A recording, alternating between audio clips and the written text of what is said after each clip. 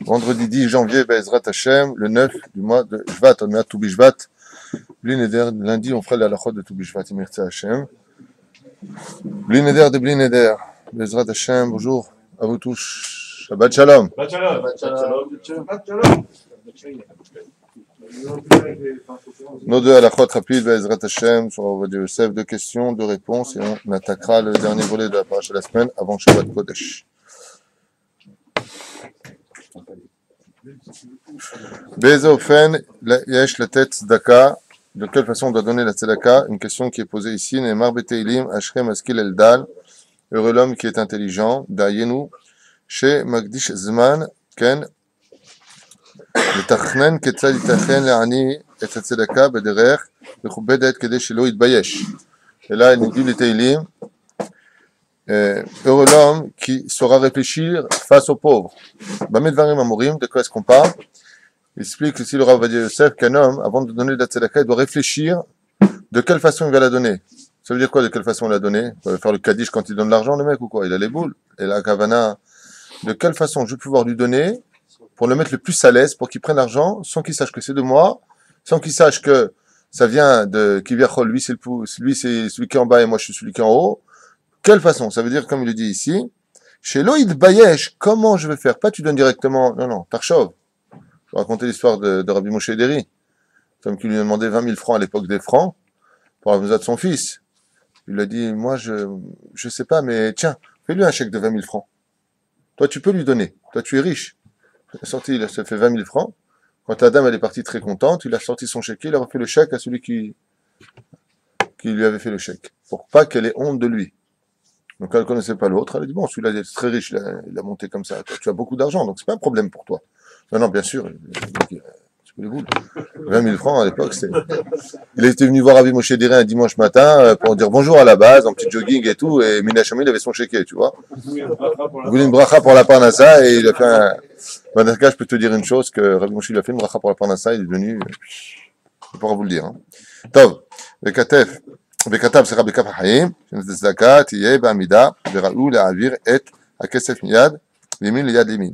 Donc, il faut faire la tzedaka quand on s'en tient debout. Par exemple, on vient de donner la tzedaka, ne reste pas assis. C'est la mode. Quand tu viens à la tzedaka, quelqu'un vient pour te demander la tzedaka, tu as un mode. Pourquoi? Parce qu'il y a une guerre de shrina qui vient devant la personne. Il y a plusieurs choses sur lesquelles, dans le sod de l'étude de la Torah, quand tu avances un petit peu, il y a des choses pour lesquelles on doit se lever. On ne comprend pas réellement pourquoi. Parce que quand vient un pauvre, il y a Dieu avec lui. Donc tu te lèves, premièrement. Une femme enceinte, par exemple. Une fois, une femme enceinte est passée comme ça à Yerushalayim. Et il y avait des rabbinim qui étudiaient la Torah, ils se sont levés devant elle. Je suis pas Mama Saleh, moi. Il dit, madame, on se lève parce que vous avez un garçon dans le ventre et l'ange Gabriel lui apprend la Torah. On se lève en l'honneur de Gabriel. Ah, d'accord. Oui, Hein? C'est dur dans les voitures. De se lever? Ouais. Tu fais exprès, toi, ou quoi? C'est dur dans les voitures de se lever. Bah, t'es dans la voiture. Ah, pour faire la tzedaka, c'est... Donne-lui un pain au chocolat. שאפשר יותר, כן, בסתר. ומי שנותן בעזרת השם על מנת להתפאר, יענש על כך. Et tout celui qui donne de la tzedaka dans l'intérêt de se montrer dans ce domaine, non seulement la tzedaka, elle n'est pas valable, mais il sera fortement puni pour cela. Tout celui qui donne de la tzedaka pour montrer que lui, il donne moi et moi et moi, il va faire. Qu'on voit bien que c'est lui qu'il a fait un gros don, que non seulement cette tzedaka n'est pas valable. Attention, si maintenant il fait un don dans un gala, alors bien sûr, tout le monde voit que c'est lui. Mais on parle de l'intériorité. Dieu, dans le 7e Teilim, 10e verset, il y a marqué Bochen Lavaklayot. On ne parle pas de l'extériorité, on parle de l'intériorité. S'il va Bochen Sanoua, et ainsi de suite, alors Vadash, il y a un mec qui vient, il fait un don, il dit non, je suis rien, je ne suis que poussière, et dans son cœur, c'est ouais, si j'étais pas là, c'est lui qui va être puni. L'extériorité, c'est pas vraiment important, c'est l'intériorité. Attends, il vient, il fait un don, les gens l'applaudissent, tout ça, il baisse la tête avec les sincères. Je sens que vous m'applaudissiez. L'or et l'argent, ils appartiennent à Dieu, on n'est que des couleurs de l'histoire. Alors ça, oui, c'est valable. Donc voilà que si dans ce cas-là, il doit porter un don, il va applaudir. Des fois, il faut même, pour l'éducation, personnellement, il m'arrive des fois de dire, à table, grâce à Dieu, j'avais fait une petite affaire sympathique, et j'ai pu aider cette yeshiva. Alors une fois, mon épouse, Shem Haya, m'avait dit, il y a longtemps de cela, pourquoi tu leur dis? Je leur dis, Mishum Chinuch, pour l'éducation, que si un jour Dieu vous donne de l'argent, n'oubliez pas de vite donner cet argent. De vite faire de la tzedaka, c'est de l'éducation, c'est entre nous en famille, pour éduquer les enfants. Donc des fois, je dis, bon, viens avec moi, on va aller voir une famille qui n'a pas d'argent, on va essayer de ramasser pour elle, on va essayer de voir quelque chose. Après, je dis ça à mes enfants, pour qu'après ma mort, si je pars de ce monde, eux aussi ils continuent sur ce chemin, si Dieu veut. Qu'ils aillent s'occuper des pauvres, s'ils ne sont pas d'exemple. Papa, il était riche ou papa était pauvre, il n'a jamais donné d'oseille. Mon père n'a jamais donné, moi je donne pas. C'est la dogma tova. Mais c'est uniquement dans ce sens. Mais pas, bon, allez, hein, je vais donner un. Bon, allez. Bon, je vais donner un, mais je ne suis rien. L'or et l'argent ne m'appartiennent pas. Mais je vais donner quand même, moi, parce que si je suis pas là, vous êtes tous pourris. Mais je vais... Oh, vous comprenez un peu le sketch? Il y a plein de gens qui sont comme ça. C'est pour ça que les Chachamim nous disent que la pire des Gahava, le pire orgueil qui existe sur terre, c'est la fausse modestie. Et c'est ce que Dieu vérifie le plus. C'est ce que Dieu vérifie le plus. La fausse modestie. Alors que je viens de la tzedaka, Béhémet, fais comme il faut. Il y a des cas, la personne, quand elle va donner, le pauvre qui est en face, c'est une femme en l'occurrence, tellement contente, en sachant que ce geste va être fait, est-ce qu'il vaut mieux ne pas donner que c'est tout faire une solution? Donc toi, tu dis que des fois, tu donnes à une femme. Moi, t'as donné un billet violet, là, c'est pas possible. Pour qu'elle t'embrasse comme ça et tout, c'est un billet violet, 500 €, un truc comme ça, non? Parce qu'aujourd'hui, les gens qui demandent la tzedaka, quand tu leur mets l'argent dans la main, ils regardent ce que tu leur mets, hein. Et ils te regardent dans les yeux en plus. Style, Ouais, mais d'un autre côté, c'est ce qu'il leur faut pour manger. c'est-à-dire qu'ils te regardent en te disant, tu veux que je t'aide? T'as des problèmes financiers? Et des fois, le pire, c'est que des fois, tu donnes de l'argent à quelqu'un, et tu dis, écoutez, j'ai pas de monnaie, pas de problème, et il te sort une liasse. Et là, t'es mal. Je dis, mais, le mec sort une liasse, mais, sans gêne, hein. Il dit là, et toi, t'es là avec ton petit billet en te disant, punaise, je devais aller au resto, et là, je vais pas y aller, tu vois. C'est très compliqué. Faut savoir. Alors, pour répondre à ta question, des fois, il y a des femmes qui viennent et qui t'embrassent. Il n'y a pas d'assour, il n'y a pas de issour d'embrasser les habits de quelqu'un. C'est la peau. Comme c'est marqué pour le Ben Ishraï, il dit que, comment Yaakov, venu à la Vachalom, il a embrassé Rachel sur la tête. Le Ben Ishraï, il dit que Rachel était tellement toute noire qu'on voyait rien d'elle. Elle avait une capuche, et sous la capuche, elle avait d'ailleurs comme une espèce de grande kippa, d'autres termes, et une capuche. Il l'a embrassé sur la capuche. Rav Yossi, il a pris une kala, il a dansé avec, sur ses épaules. Tu prends une kala, une femme qui vient de se marier, tu poses son derrière sur toi, c'est honteux. La Gemara dit non, il a levé la chaise, balèze, avec la kala dessus, il a mis la chaise sur son épaule. Avalon agaba. Il est sourd, sur la gabéisha. La reine, moi des fois ça m'arrive, des fois je parle avec quelqu'un, j'essaie de l'aider, de lui remonter le moral et tout ça. Et d'un coup, dans la discussion, une vieille dame, hein, bien sûr. Elle me prend la main comme ça, Todarabba Raftuitu, Todarabba Raftuitu. Et j'ai bleed. Mais, non, non, c'est pas qu'il n'y a pas d'issour.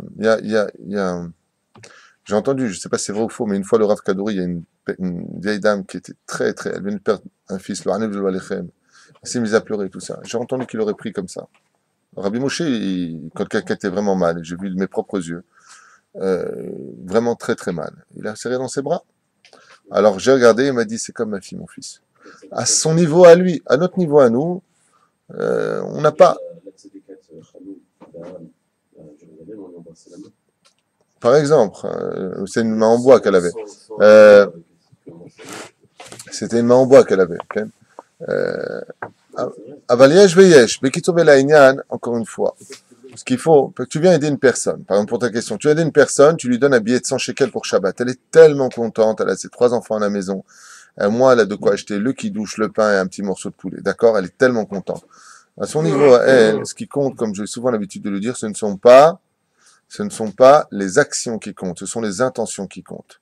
Un chirurgien a exactement les mêmes gestes et les mêmes armes qu'un sadique qui va décapiter un corps, d'accord? Donc, ils vont faire des gestes. Il y en a qui est là pour guérir, l'autre qui est là pour tuer. C'est l'intention qui compte chez nous.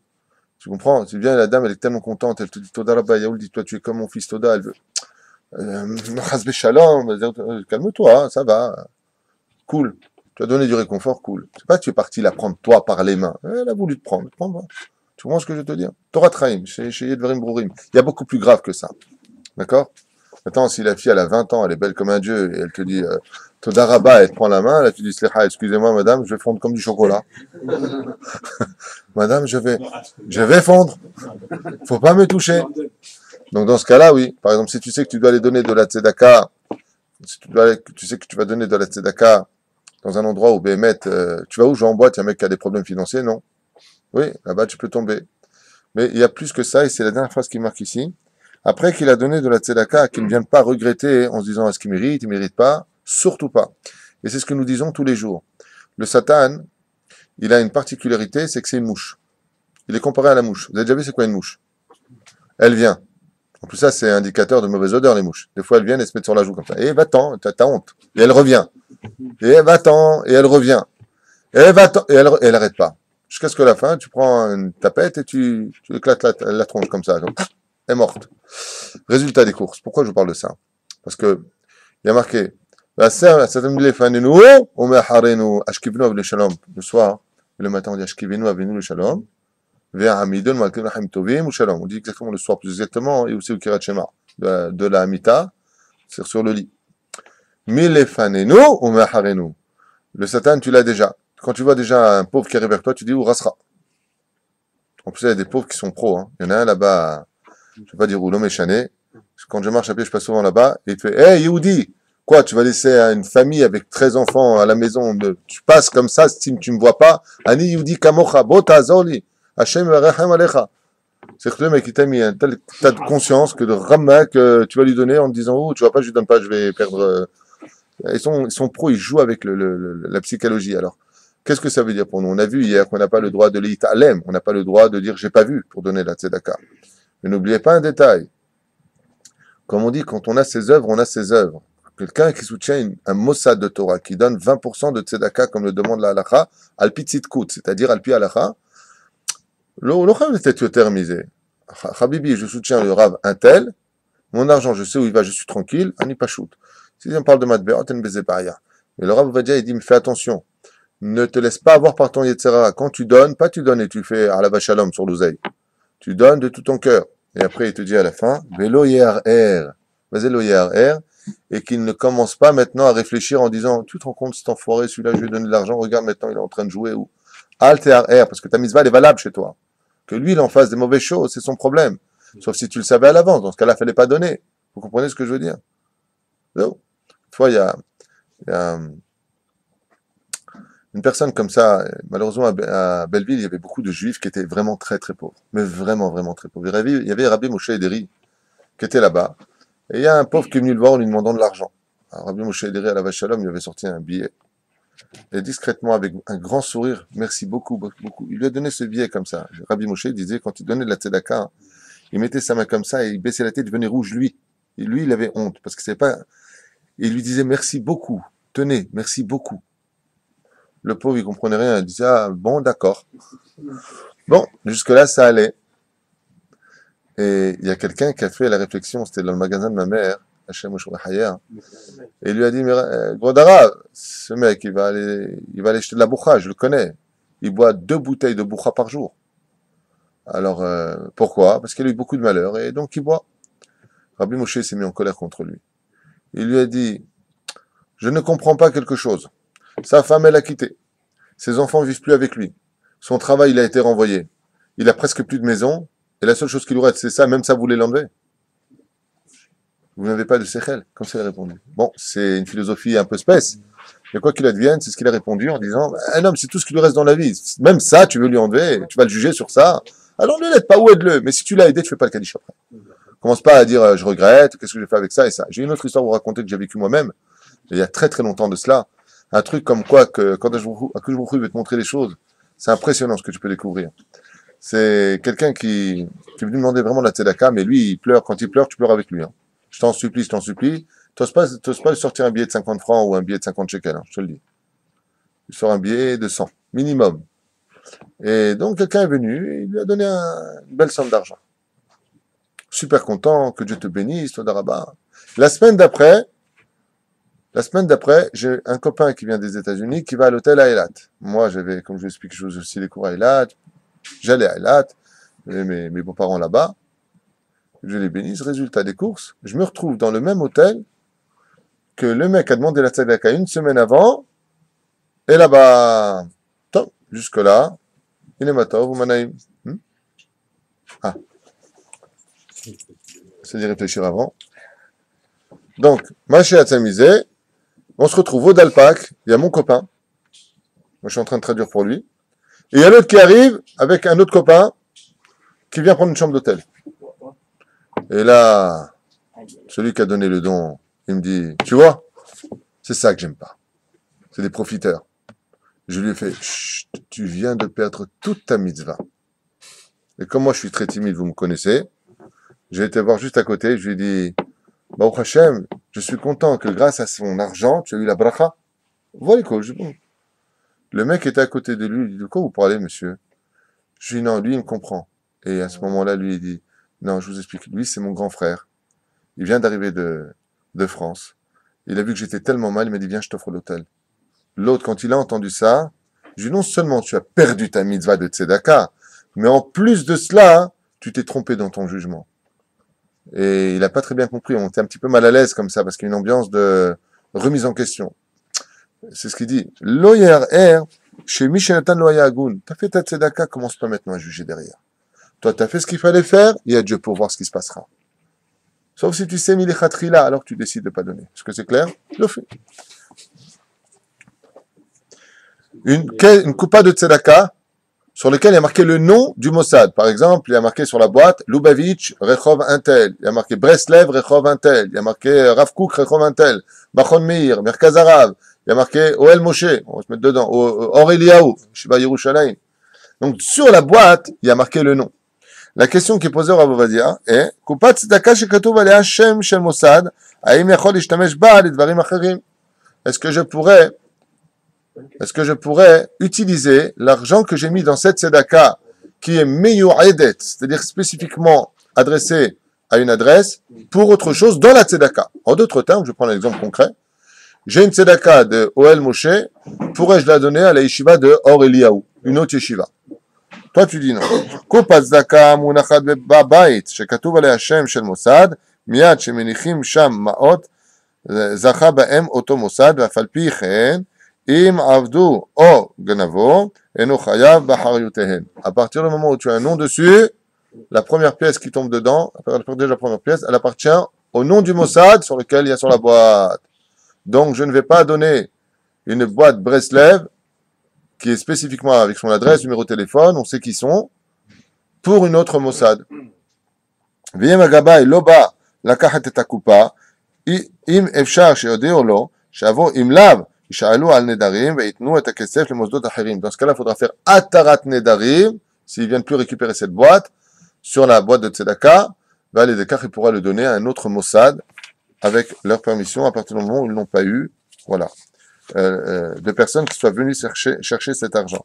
C'est pour cela que faites très attention, d'ailleurs, dans les boutiques, vous avez des gentlemen cambrioleurs, des rabbanim, qui viennent et qui viennent ramasser le Tzedakot. Et qu'est-ce qu'ils font? Ils voient les boîtes comme ça, donc vous avez des fois plusieurs boîtes de tzedaka, et ils les vident. C'est des voleurs professionnels. Il faut, messieurs, demander la carte. Vous êtes quel yeshiva, monsieur? Les yeshiva de Aix-les-Bains. Votre tzedaka, c'est celle-ci. Ça, c'est Rabbi Meir Balanès. C'est pas la vôtre, monsieur. Ça, c'est Lubavitch. C'est pas la vôtre, monsieur. Il faut bien regarder. Comme un homme, il cherchait de l'or, de l'argent pour lui. De la même façon, il doit chercher les intérêts d'Akadosh Baruch Hu dans ce monde. Je finis avec cette parenthèse. Donc, non. Si on a dedans ce qu'il faut. On continue sur la paracha de la semaine, puisqu'on s'est arrêté à la moitié. Beshem Hashem, Naaseh Venatzliach. Bien. La paracha nous dit comme cela.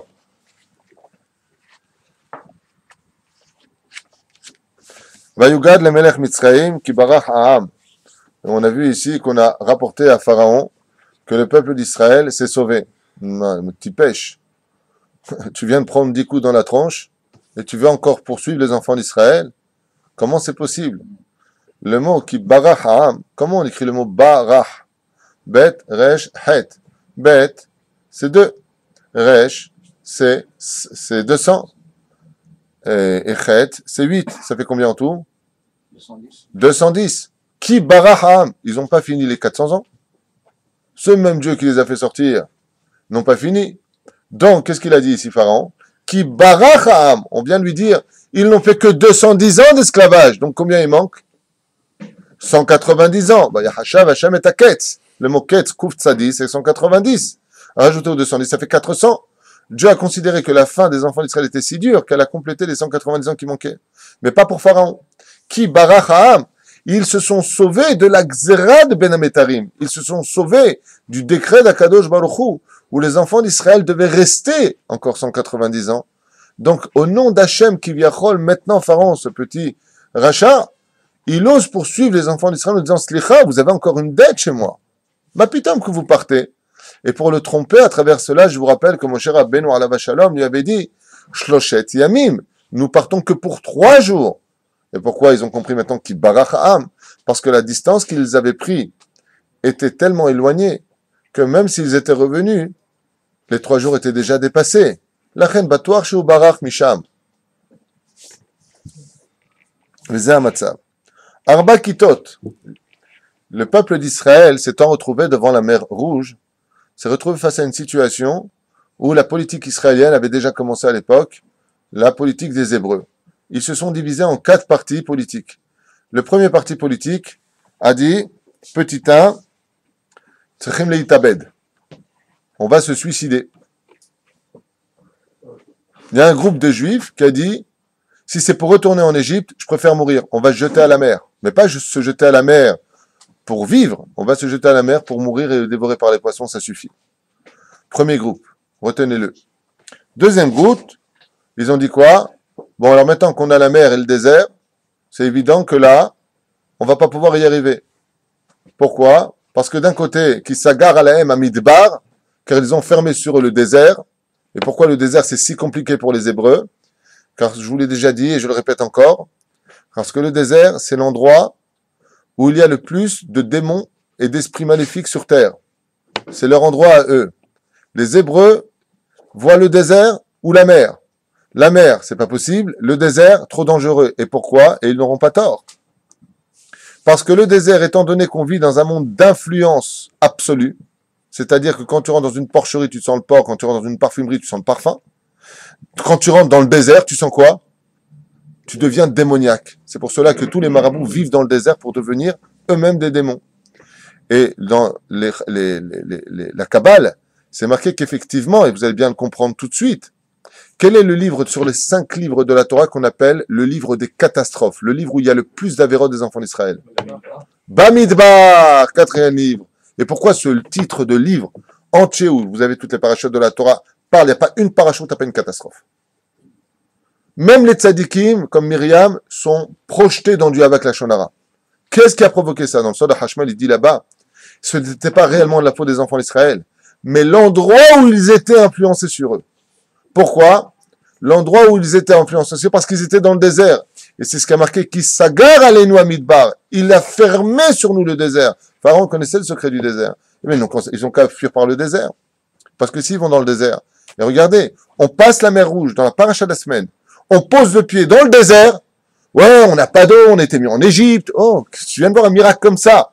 Ah, Zachir Moshe, Ouvne, Israël, tu as été plus grand que Yecheskiel Ben Bouzi. La Gemara nous dit, Masherata Shifra, une servante, là-bas dans le désert, dans la mer Rouge, même le prophète, un des plus grands prophètes d'Israël, n'a pas été capable de le voir. Alors comment tu peux te plaindre? T'as pas confiance en Dieu? Emtsem arichat matzav betoch hamidbar garama. Le fait qu'ils aient mis le pied dans le désert, ça a provoqué la faute. Pourquoi? T'es rentré dans un monde où ça pullule de forces du mal. Et ces forces du mal t'englobent. D'où l'expression de la... C'est pour ça que Dieu ne se met pas en colère. Mais ils ont raison. Tape sur le rocher, Moshe. Fais-leur descendre de la manne, paracha de la semaine. Pourquoi Dieu ne se met pas en colère ici, alors que plus tard, il se mettra en colère?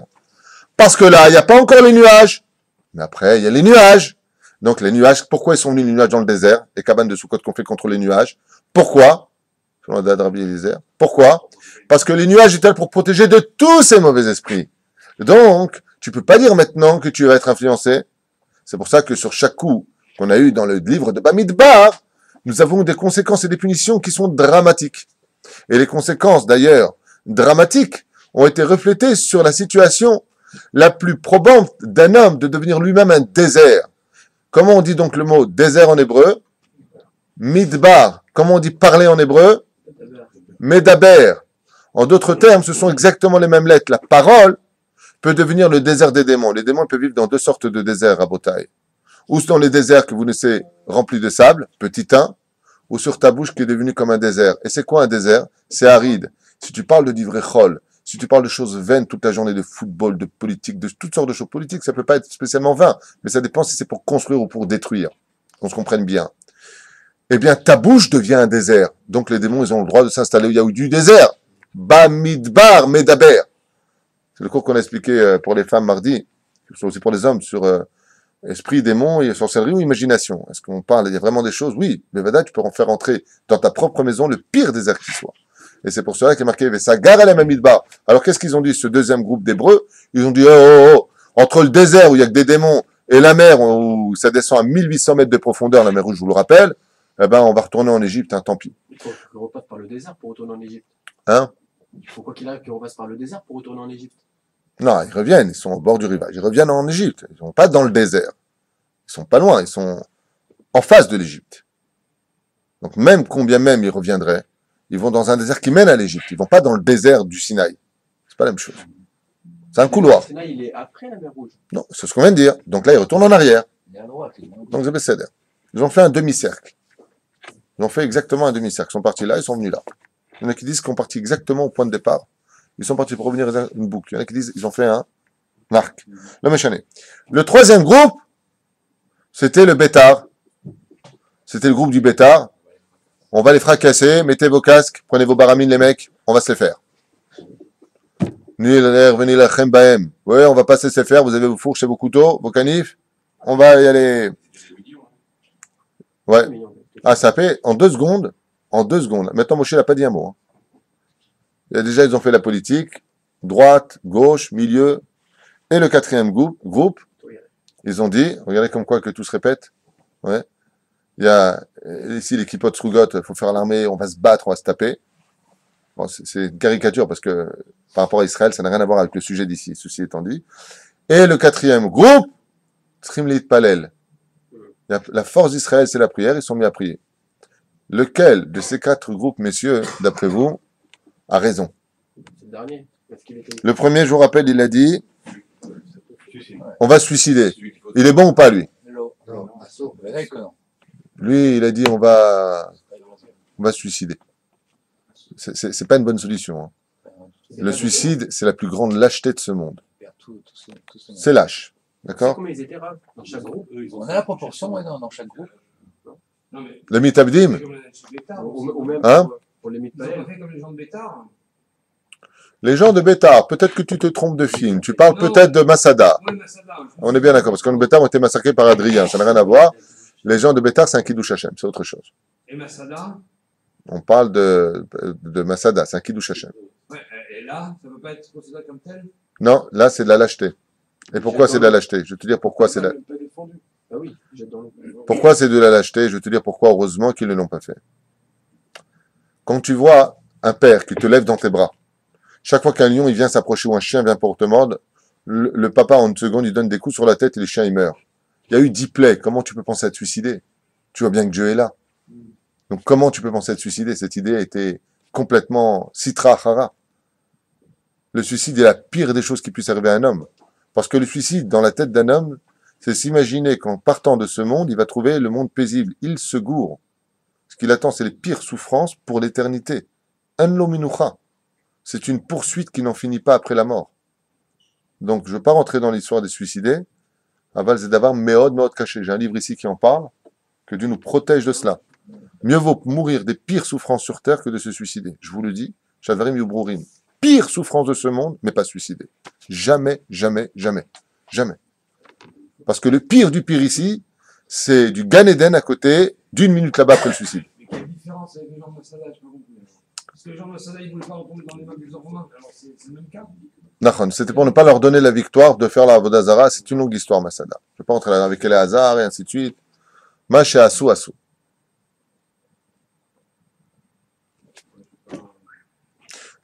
Il y a eu plusieurs histoires dans le peuple d'Israël où il y a eu des suicidés.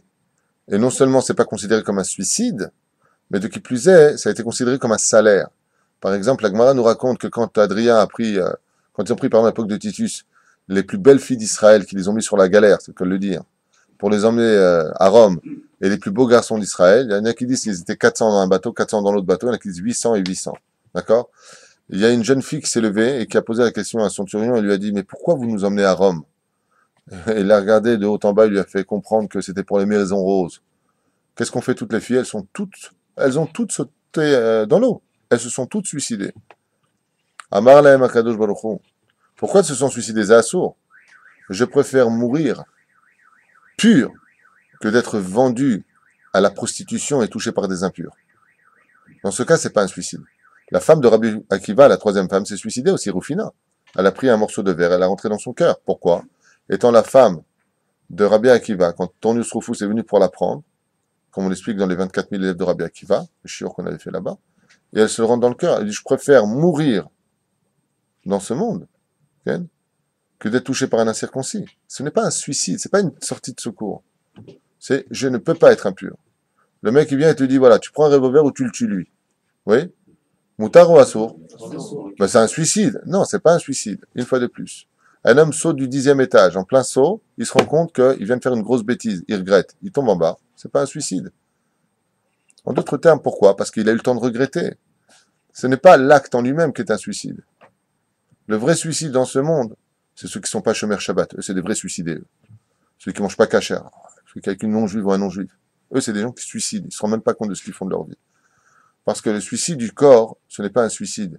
Quand ces jeunes filles et ces jeunes garçons se sont jetés à l'eau, la Gemara nous dit elles n'ont pas jeté leur âme à l'eau. Elles ont jeté leur corps à l'eau. Ça n'a rien à voir. Le suicide du corps, c'est pas vraiment un suicide. Le suicide de la vie, la neshama, c'est un suicide.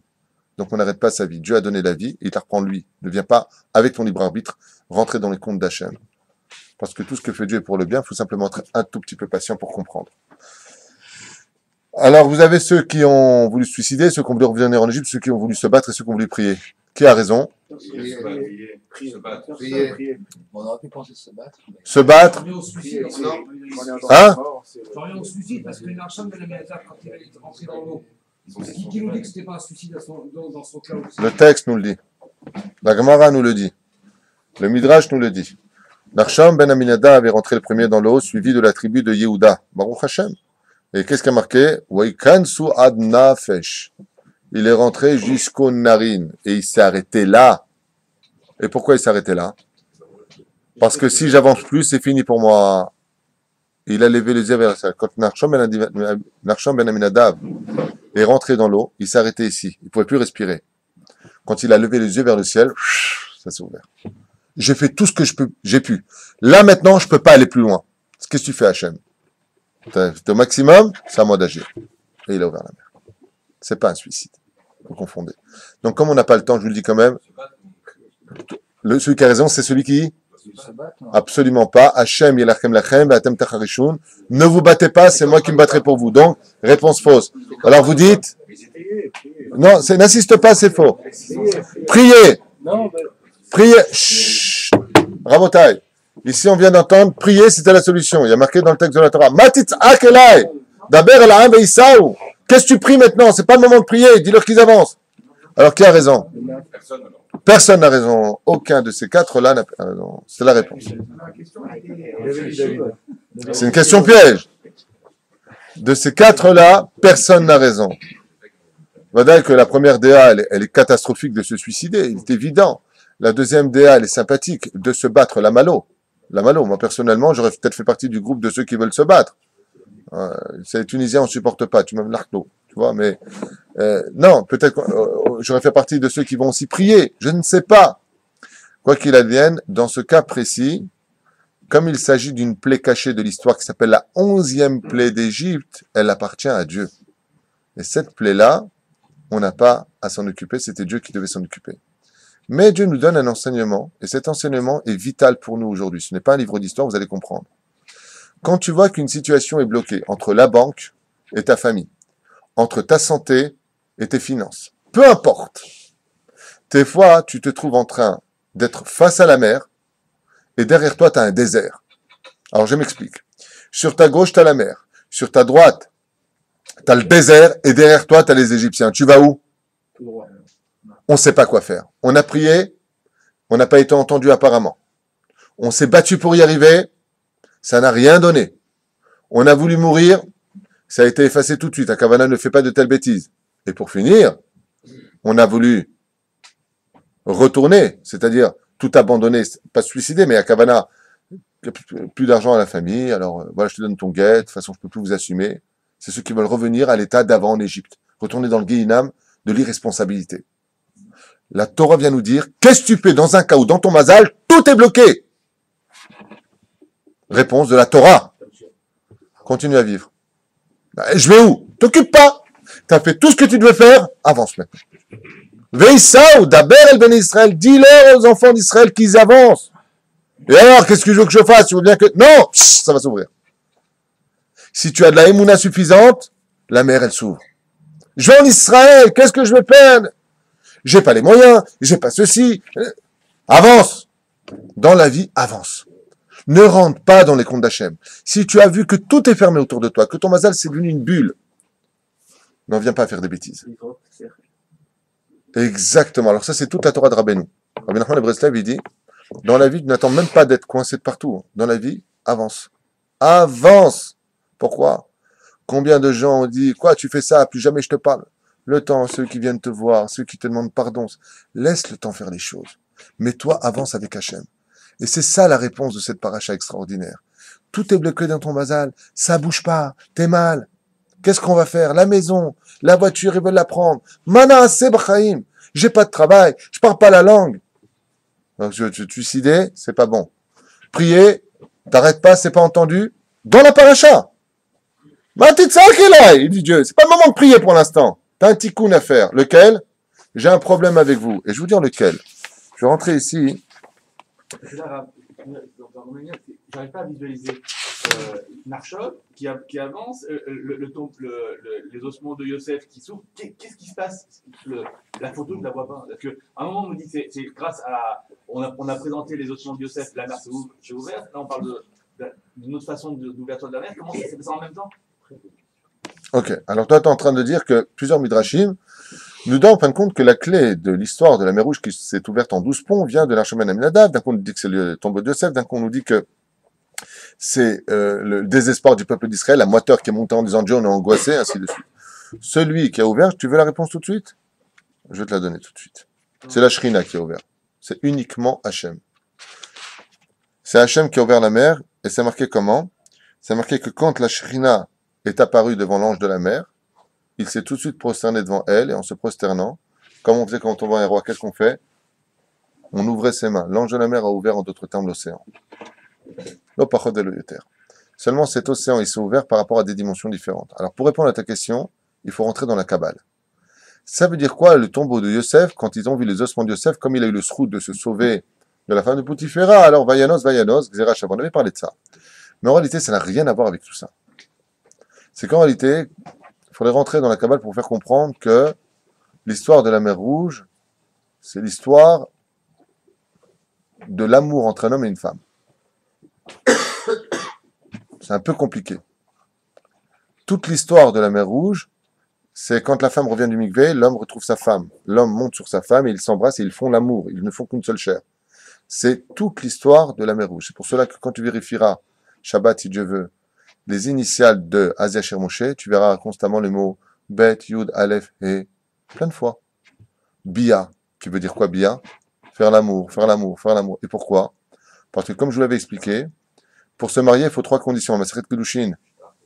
Il faut Kesef, on est sorti avec l'argent. Il faut Bia, avoir été avec elle, c'est la mer Rouge. Shtar, Matan Torah, c'est le don de la Torah. C'est les 3 conditions qui vont nous accompagner. D'accord? Donc quand est venu Yosef Hatzadik, il représente Sfirat HaYesod. Quand on a amené le tombeau de Yosef à Kavana, il y a eu à ce moment-là l'union d'en haut et l'union d'en bas. Ce sont les eaux d'en haut et les eaux d'en bas qui se sont entremêlées. Il y a eu une telle puissance énergétique d'amour des enfants d'Israël qui sont tous devenus d'un coup prophètes. Et c'est quoi cette prophétie que nous avons eue? C'est à l'image d'une femme qui arrive au summum de sa jouissance quand elle est avec son amour, quand les hormones montent jusqu'à l'hypothalamus, à ce moment-là, donc le petit cerveau, et qu'elle arrive à sa jouissance, c'est le Az Yashir Moshe d'enfant d'Israël. C'est tout ça, c'est très profond comme sujet, je vous le dis. C'est pas comme ça on claque des doigts. C'est Me'od Amok. C'est pour cela que l'histoire de Yosef Hatzadik, on vient nous dire que c'est le Yesod de Yosef Hatzadik. Mais c'est Yesod, le tombeau de Yosef Hatzadik. C'est l'union entre quand l'homme rentre dans la femme. Voilà. C'est beaucoup plus profond que le Pshat. Narsham Ben Aminadav vient nous enseigner quelque chose de phénoménal. Est-ce que tu peux aller jusqu'au bout de tout? La Messirut Nefesh. Mais celui réellement qui a ouvert la mer, l'opachot de l'auteur, c'est Moshe Rabbeinu. Alors pour répondre à ta question, quand même, j'aimerais te lire ce qui est marqué ici. Vayavru Bnei Israël Betoch Hayam Bayabasha. Donc ils sont rentrés, les enfants d'Israël, Betoch Hayam, ça veut dire quoi, Betoch Hayam? Bayabasha, sur la terre ferme. Donc en d'autres termes, la mer s'est ouverte à droite et à gauche en 12 ponts. Il y a eu 10 miracles qui ont lieu dans cette mer. Il y en a qui disent beaucoup plus, dans la Gemara, dans Mishané. Bayabasha, Vamaim laem choma, et l'eau était donc comme une muraille. Et choma, comment c'est marqué là-bas? Chet vav mem he, c'est comme ça qu'on l'écrit en hébreu. Choma, het vav, le vav c'est pas une consonne, c'est une voyelle. Mem he, c'est bon jusque là? Regardez, miminam sur leur droite, ou misemolam bnei Israël alchou bayabasha betoch hayam. Après que c'est marqué, Vamaim laem choma, miminam ou mismolam. Donc dans deux versets différents, la Torah vient nous répéter 2 fois la même chose. La mer s'est ouverte en 2, sur leur droite et leur gauche, et le mot choma est écrit dans le premier verset avec un vav. Et dans le deuxième cas, je crois que c'est en Yutet, c'est pas marqué ici. Kaftet, voilà. Donc Kafbet, c'est marqué avec un vav, et dans le verset Kaftet, plus loin, c'est marqué le mot choma sans vav. Et pourquoi? Pourquoi tu m'envoies un vav? Explication extraordinaire. En Merkacha. Lama bli vav. Meramez al Baalei Emuna, Shenichnasu Betoch Hayam. Quand il y a marqué la première fois avec le mot Vav, Choma complet, c'est Nachshon Ben Aminadav et la tribu de Yehuda, qui eux sont rentrés dans l'eau parce qu'ils avaient Emuna Shlema, que oui, ça va s'ouvrir. Et quand dans ce monde, tu vis avec une Emuna Shlema, qu'Hachem il est avec toi, que tu vas réussir dans la vie, cette énergie d'Emuna ouvre la porte même quand il n'y a pas de serrure. C'est pour ça que pour eux, ça s'est ouvert. Et cet enseignement vient nous apprendre pour nous comment un homme se conduit vis-à-vis d'Hachem. Mais pas le mec, il est Mechalel Akol, il dit Dieu est avec moi, je vais travailler Shabbat, je vais faire une tonne d'oseille. On parle pas de cet imbécile. On parle de quelqu'un de sensé. Nachshon Ben Aminadav, il s'est scruté, il a fait tchouva avant. Il a dit Arshav Anit Kadem, je vais avancer dans la vie. Parce que je suis Mamin Be'emuna Shlema. Donc le premier verset qu'on a lu donc dans Kafbet, il parle des Baalei Emuna. Donc ils sont entrés Betoch Hayam. Et le deuxième verset dans Kaftet, qu'est-ce qu'il vient de dire? Bayabasha. Il y a un autre groupe qui ne sont pas rentrés. Ils ont vu la mer s'ouvrir comme ça, ils sont restés à l'extérieur devant. Quand ils ont vu que le sol devenait du marbre, Bayabasha. Le deuxième verset vient, mais il dit, là, il n'y a pas de vav. Pourquoi il n'y a pas de vav? Choma bli vav. Pour te dire qu'il y a le deuxième groupe. C'est-à-dire, au début, on a 4 groupes. Ils ne savent pas quoi faire. Après, ils avancent. Ça se divise plus qu'en 2 groupes. C'est déjà pas mal. Il y a ceux qui ont de la Emouna, ils avancent alors qu'il y a encore de l'eau.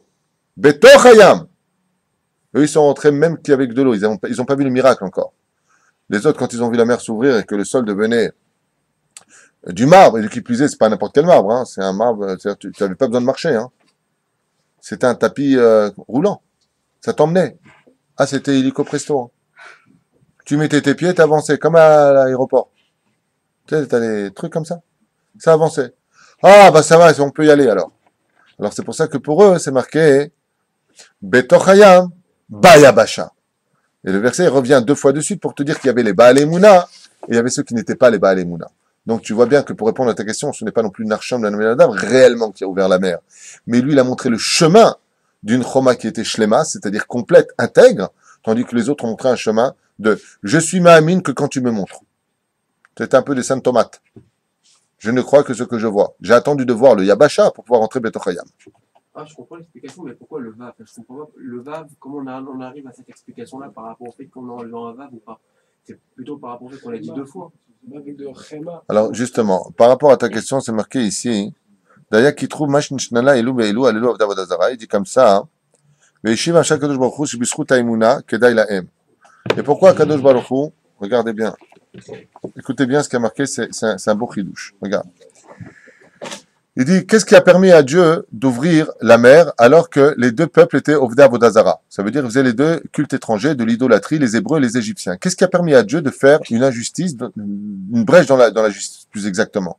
Première explication que nous avions déjà donnée, Pharaon a dit, qui c'est Dieu pour que je l'écoute? Ah ouais, alors plus qu'il y a marqué plus que c'est Dieu, plus que je l'écoute, c'est un combat personnel qui n'a plus rien à voir avec les enfants d'Israël. Deuxième explication magnifique que nous livrent ici les Chachamim, c'est que Akadosh Baruch Hu avait besoin que les enfants d'Israël obtiennent un mérite supplémentaire pour sortir. Et lequel était-il? La Emouna.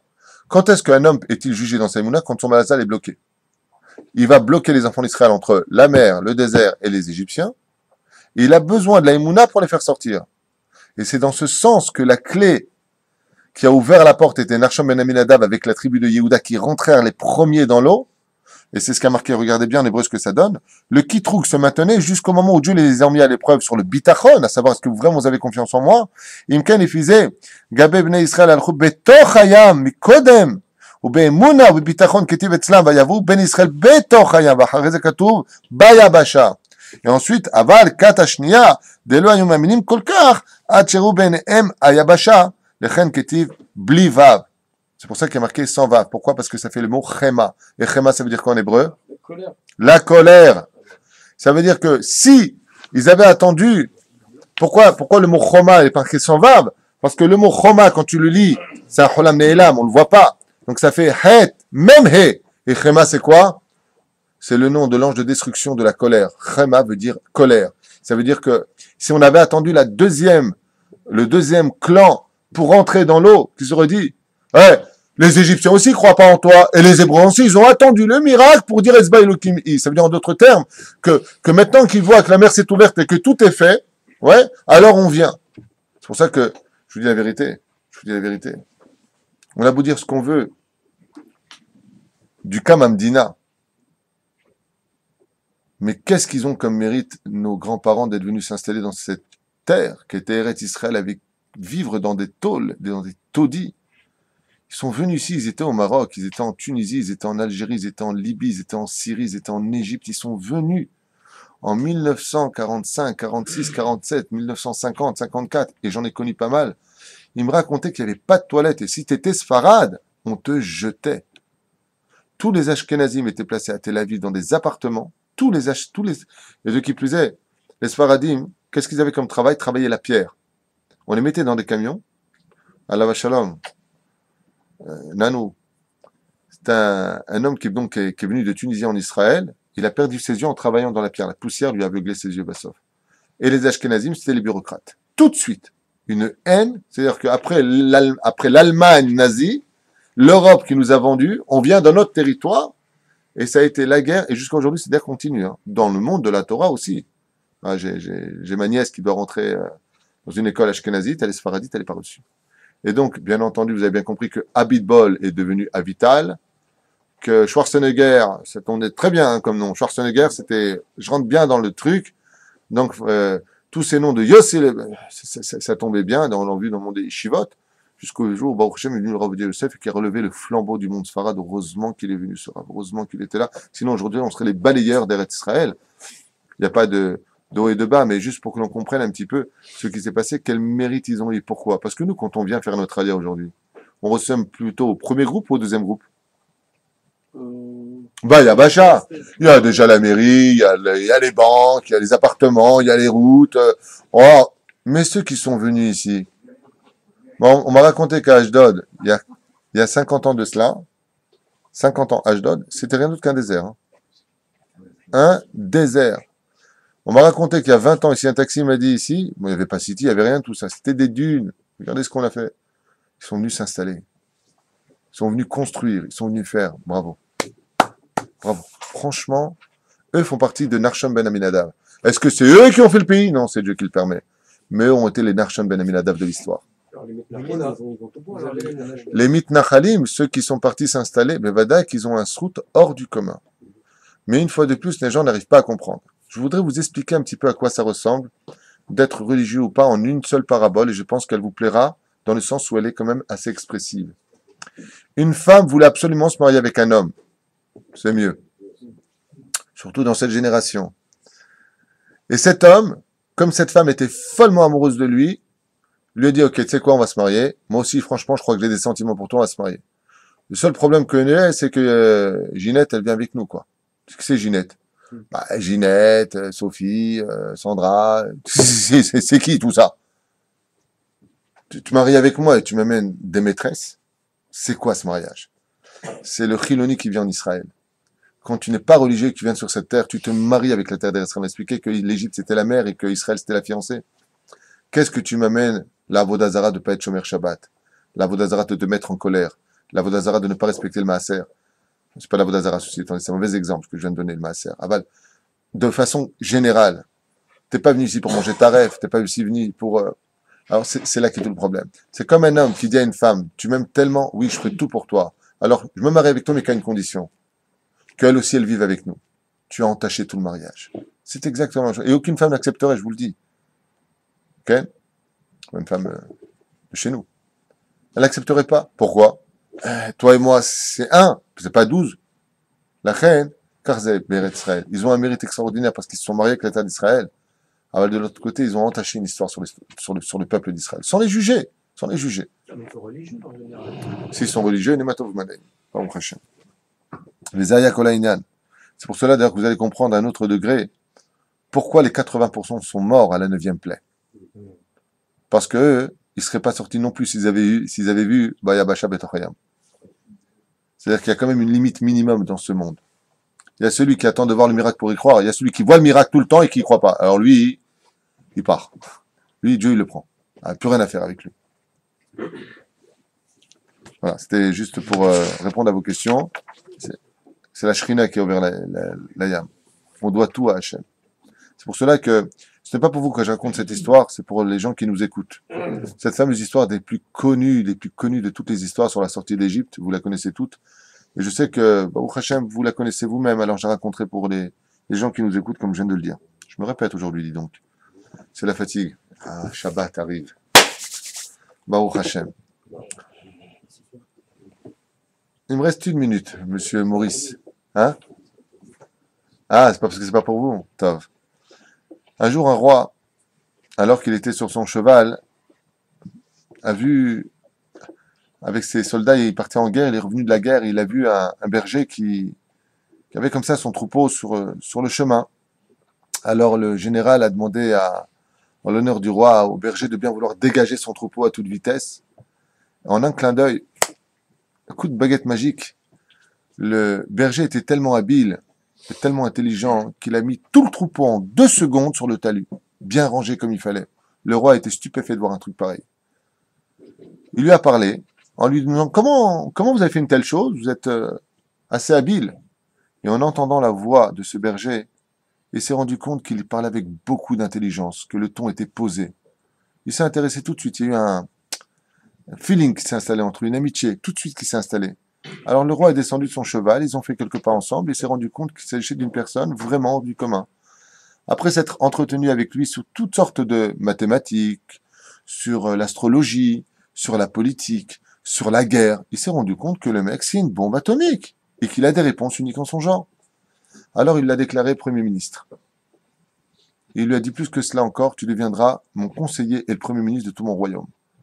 Vous savez, je suis juif et moi, j'ai pas spécialement besoin de tout ça. J'ai de quoi manger. Vous savez, j'ai ma petite sacoche. Vous voyez, j'ai des pérourimes de pain. J'ai pas besoin de faisan. Il lui a dit, tu auras tout caché, ne t'inquiète pas. Non, mais vous savez, je veux pas commencer à me fatiguer. L'esprit et le moral, c'est un ordre. Andouille. Bien, sire, pas de problème. Et à ce moment-là, il vient, et après quelques mois de service, le royaume du roi commence à s'enrichir. Il gagne les guerres. Tous les conseils que donne ce juif donnent que de la réussite. Bien entendu, les autres corbeaux, donc les autres ministres, commencent à fomenter un plan pour essayer de dégager ce juif. Ouais, les juifs. Résultat des courses, ils viennent voir le roi et lui disent, nous avons la preuve que votre dit ami juif n'est rien d'autre qu'un traître qui vous vole vos caisses. Le roi leur dit, faites très attention à ce que vous me dites. Si vous n'avez pas de preuves formelles, c'est vos têtes qui sauteront de votre cou. Nous affirmons ce que nous disons. Très bien, quelle est votre preuve? Depuis 1 an, vous lui avez donné un château, Nachon. Il dit Nachon. Bon, c'est pas l'Israélien, ils n'ont pas dit Nachon, c'est moi qui le dis. Nous avons envoyé là-bas des valets. Mais les valets que nous avons, c'est le Mossad. Et ils affirment que tous les matins et que tous les soirs, tous les matins et tous les soirs, il s'enferme au fond du couloir, il a une pièce sur la gauche, il rentre dans cette pièce, et pendant 1 heure, il reste là-bas. Alors nous sommes partis le voir, nous avons fait semblant que nous venions le visiter. Chaque fois qu'on tapait à la porte, il refusait d'ouvrir. Nous pensons qu'il vous vole cet argent et qu'il le met là-bas. Ou alors qu'il donne des renseignements à vos ennemis. C'est pour ça qu'il arrive à tellement bien vous répondre. Le roi dit, je n'en crois mot, je veux le voir de mes propres yeux. Ils débarquèrent chez lui à l'improviste et a attendu qu'il rentre dans sa pièce pour taper à la porte. Au nom du roi, ouvrez. Et là, à ce moment-là, n'ayant pas le choix, il est obligé d'ouvrir la porte. Tous les ministres se sont précipités dans la pièce. Et qu'est-ce qu'il y avait dans cette pièce? Juste 4 murs. Ils ont poussé la porte contre le mur et ils rentrent. Ils s'attendaient à trouver des codes, des lettres, des courriers. Il n'y a ni table, ni chaise, ni meuble, ni cadre, rien. Un seul, 4 murs. Là, les ministres sont tristes, ils ne savent pas quoi faire. Ils sont émus. Ils regardent le roi, ils savent qu'ils ont perdu leur vie. Et le roi, il regarde le berger et lui dit, enfin, son ministre, premier ministre, il lui dit, c'est quoi ça? C'est quoi cette pièce? On m'a dit que tous les matins et que tous les soirs, tu rentrais dans cette pièce. Qu'est-ce que tu fais ici? Si c'est pour parler à ton Dieu, t'as les chants, tu peux le faire dans ton salon. Alors qu'est-ce que tu fous là? Et à ce moment-là, le Premier ministre, le juif, il vient et il ferme la porte. Et derrière la porte, il y avait un clou. Et sur le clou, il y avait le bâton de berger, il y avait son sac où il y avait les pérourimes de pain qu'il mangeait, vous savez, les miettes de pain, et il y avait son habit de haillon qu'il avait quand il était berger. Il dit, je vous dis la vérité, depuis que vous êtes venu me prendre d'où j'étais un berger, je dormais sous le ciel, avec des odeurs pas agréables, des moutons qui étaient autour de moi et des chèvres. Bekitour, je viens d'un monde pourri, quoi. Et d'un coup, je me suis retrouvé avec des habits de soie, des fils d'or. Alors j'ai eu peur de m'enorgueillir. Alors j'ai pris sur moi tous les matins et tous les soirs de rentrer dans cette pièce et de reporter ces vêtements pendant quelques instants et de me rappeler constamment d'où je suis sorti et ce que vous avez fait de moi. Cette métaphore, c'est exactement ce que nous vivons. Nous étions en Égypte esclavages comme des habits de haillons. On n'était rien, on était dans la boue, de mauvaises odeurs. Et Dieu nous a fait sortir du pays d'Égypte. Alors le matin et le soir, le matin, on fait Shema Israël, et le soir, on fait Shema Israël, et on finit avec quelle phrase? Je suis l'Éternel, ton Dieu, qui t'ai fait sortir du pays d'Égypte. Rhabille-toi de tes haillons au niveau de ta pensée pour te rappeler qui tu étais, et regarde ce que Dieu a fait de toi aujourd'hui. N'oublie jamais qui tu étais avant. N'oublie jamais d'où tu es sorti. Donc, remets-les. C'est pour cela que tous les jours et tous les soirs, toutes les matinées, tous les soirs, nous avons une obligation de la Torah Mitzvah Taseh d'Oraïta, comme c'est marqué dans ma Masechet Brachot. Marqué là-bas. Pourquoi on fait les tzitzit, le 3e paragraphe du Kriyat Shema, arrêt tzitzit noek bayom, velo balay, là, il y a marqué dans la Gemara. On les met le jour et pas la nuit. Parce que là-bas, on parle de la sortie d'Égypte. Et comme la sortie d'Égypte est une mitzvah tassée de la Torah de le rappeler le jour et la nuit. Donc, quand vous direz dans Kriyat Shema, je suis l'Éternel, ton Dieu qui t'a fait sortir du pays d'Égypte, Ani Hashem Elokechem et Shotzete Etrem Eret Mitzrayim. Avant, il faut penser à Reni Baleke mitzvah tassée de Horaïta.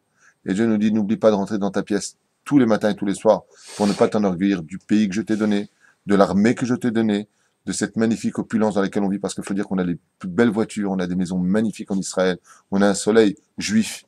C'est bon vivre en Israël. Mais n'oublie pas, ne viens pas pleurer ton Égypte, ton Paris ou ton Lyon, ou là où tu vis, peu importe, ton Los Angeles à 2 francs. Rappelle-toi, Bezrat Hashem, d'où tu es sorti, et de ce que Dieu t'a gardé tout en restant le même personnage, et ce que vient lui enseigner ici. Et ça, c'est exactement ce que voulait Hashem. Je suis l'Éternel, ton Dieu, je ne vais pas tout te donner sur un plateau. D'abord, il faut que tu sortes avec un bagage. Et ce bagage s'appelle la Emouna. Betoch Hayam, premier niveau. Bayabasha, deuxième niveau. Dans l'eau ou sur la terre ferme. Où tu viens pour faire le pays, où tu viendras en Israël quand il sera construit. Mais dans les deux cas, viens. Sinon, tu meurs. רבי חנניה בן הקשה מארץ הקדוש ברוך הוא לזכות את ישראל לפיכך ירמה להם תורה מצוות שנאמר על מים חסמת צדקי גדול תורה בידיה